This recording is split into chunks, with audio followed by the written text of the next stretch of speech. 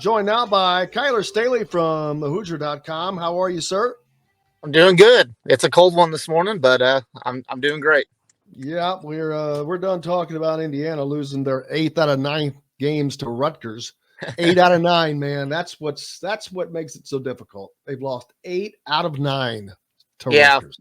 I mean they're just the kryptonite right now. That's just Indiana's kryptonite, and I mean they got another chance this season to finally end that streak. So we'll just see how they come out then. Yep. Lots going on over the weekend though with the Sneakers for Santa event up in Indianapolis. A lot of talent up there. A lot of IU targets as well. Yeah, no, it was a great event.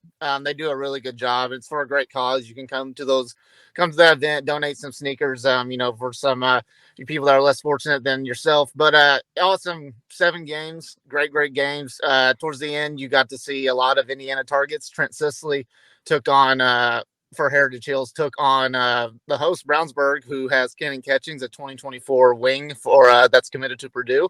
Followed by that, you had I would say probably the most anticipated game of the night. You had Kokomo, which featured Flory Badunga, taking on Ben Davis, who's very, very good. They also have an elite big man in Zane Dottie. That was a very, very fun matchup. And then the main event of the night, you had Centerville, who is from Ohio and is home to 2023 Indiana signee Gabe Cupps and target Jonathan Powell, who's at 24. They took on Cathedral, who has Xavier Booker going to Michigan State, and Cathedral's, consistently one of the best teams in the state. But overall, just a really, really fun event. A lot of fans came out towards the end there to watch those games, and it was just competitive throughout. A lot of talent on the floor. No complaints there.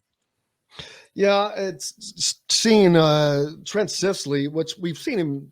He's a great player, obviously, but to be the guy in a tournament or an action like that really shows his depth of talent and his abilities to score the basketball in big games from different ways of scoring the ball. But a lot of people, when you play at a school like Heritage Hills, they don't always play the Indianapolis schools all the time.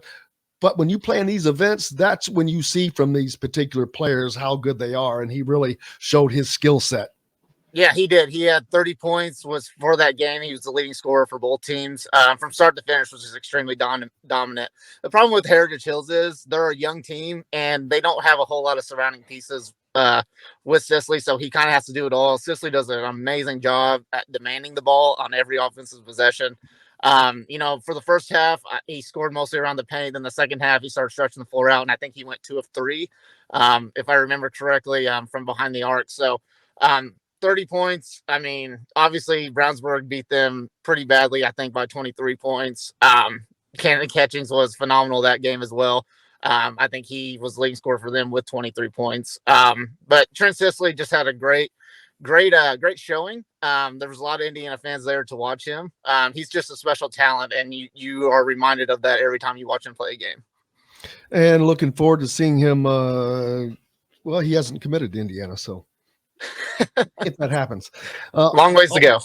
One that has, Gabe Cupps, was also in action there. Yeah, no, a lot of, by that time that game came in, there was a lot of Indiana fans there, but Gabe Cupps played phenomenal. I kind of jokingly, I was trying to get film. I was talking to another guy and I said, I don't think I'm going to get a whole lot of game film for Gabe Cupps because he's just not known as a scorer. He's more of a facilitator. He's a true point guard, but man, he went off this game, 25 points. He just looked like he was a man on a mission. He wanted to win that game. And that's just kind of how competitive he is. He's a winner of a player. Drove the lane, got through the lane very, very well. His pull-up mid-range jumper was money. Shot the deep ball very well. Was leading scorer for Centerville, played really well. And his backcourt teammate, Jonathan Powell, who's also an Indiana target for the 24 class, those two played really well off of each other, where Jonathan Powell's kind of the guy that's going to work off the ball. He's going to try to create a free look for himself. Real good catch and shoot shooter, really smooth. But Gabe Cupps, yeah, he was awesome this game. Indiana fans who hadn't seen him got a first look at just how competitive this guy is. And this guy just wants to win every game. Now, Flory Badunga there also, you mentioned from Kokomo. He had a pretty good weekend as well. Yeah, he did. So obviously the big matchup was him going against Zane Dottie, the Ben Davis elite center, who's committed to Valparaiso. Um, yeah, those guys really battled each other.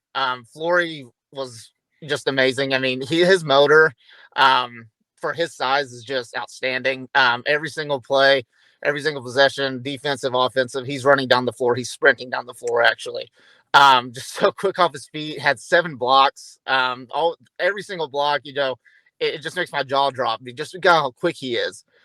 16 points, 16 rebounds. The only problem that he faced was he picked up 2 fouls in the first half. And then it got down to crunch time where Kokomo kind of had all the momentum. And then he picked up three quick fouls, and then he fouled out with around 2:20 left to go. So Kokomo, the air kind of left the balloon there for them. But I think a lot of people were just excited to see Flory in action because just how big of a phenom he is. And he lives up to the hype every time he steps on the floor. So really good showing for him. Wish we could have seen him the last 2:20, of that game, see if there was a different result. But I mean, for the time that he was on the floor, he was outstanding. Yeah, I'm looking forward to seeing how his recruitment continues because he is going to be a game changer for someone. Yeah, he is. His recruitment still, it's just still unknown. It's very tricky to kind of, read at this point in time. I think it's going to stretch out for a long time. Indiana, they're going to recruit him as hard as they can until the very last minute, until they feel like they don't have a chance with him. Which right now they do. Pretty much every school that's recruiting him does.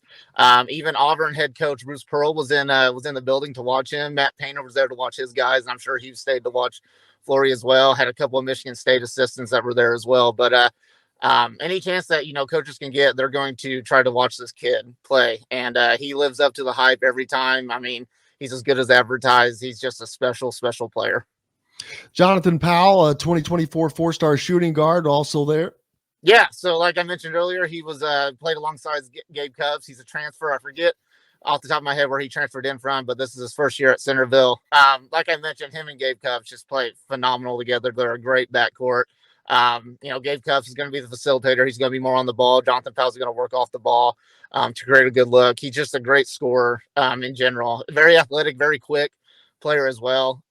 He's going to stick mostly on the outside, but he can make a play on the ball. If he's got the ball, he's real quick on the drive. I think he had 18 points, so it was the second leading scorer for Centerville there. Him and Gabe Cubs just played great together. Not much more I can say about that, but I mean, Jonathan Powell's a very interesting guy. If Indiana's going to be looking for more scoring in the 24 class, he's definitely a guy to kind of keep an eye on. If we were looking into the future, say next year, what would an Indiana backcourt look like? Trey Galloway, Jalen Hood-Schifino, is Gabe Cupps good enough to step into that role? Where I haven't seen Gabe play a lot. I mean, I think with Gabe he's going to be just a great 4-year player for Indiana. I don't think that he starts right away. Now, obviously, we don't really know what's going to happen with Jalen Hood-Schifino or not. He seems right now he's still one and done. Obviously, Xavier Johnson's not going to be there. You got Trey Galloway back. Tamar Bates will be back. CJ Gunn, those guys will step in. But I see Gabe as kind of just, one of the first players off the bench next year.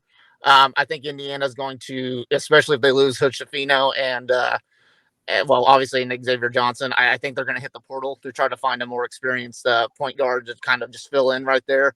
But Gabe Cubs, I think from his sophomore year on, he's going to be Indiana's guy. He's going to be running that offense. He's going to be the guy. And I mentioned this in my, notebook, my takeaways article from him. He's a winner. Indiana's getting a winner out of this guy. This guy wants to win. He's honestly the most competitive player I've seen all year as far as, high school players.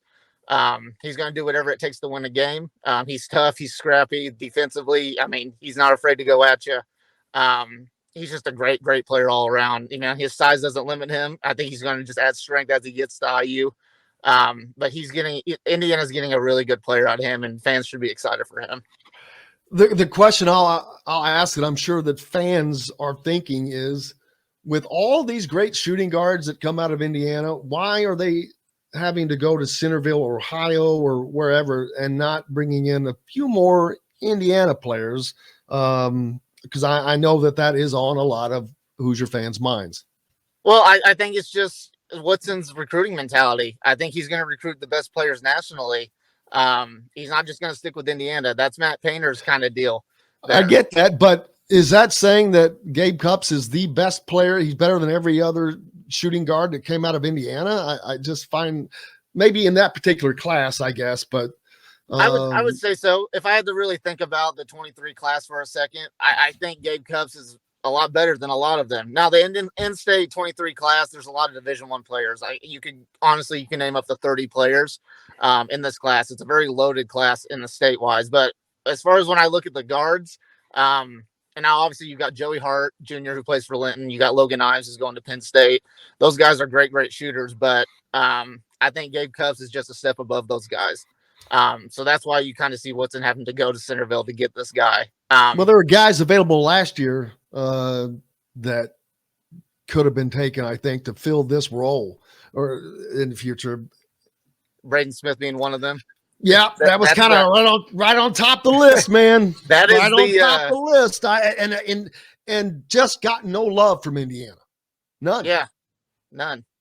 I think obviously Archie Miller was kind of the guy that was had to start off with that recruitment. He just never offered Braden. And I think Braden actually, from what I hear, I think he actually did want to go to Indiana. But Archie Miller just had no interest in him, which is just hilarious to me because when you look at Archie Miller in college, him and Braden Smith were pretty similar, both short point guards, both can, facilitate, make plays. But I think, I get this asked a lot, they asked me to pick Gabe Cupps or Braden Smith. I say, ask me in 2 years. They're very similar players.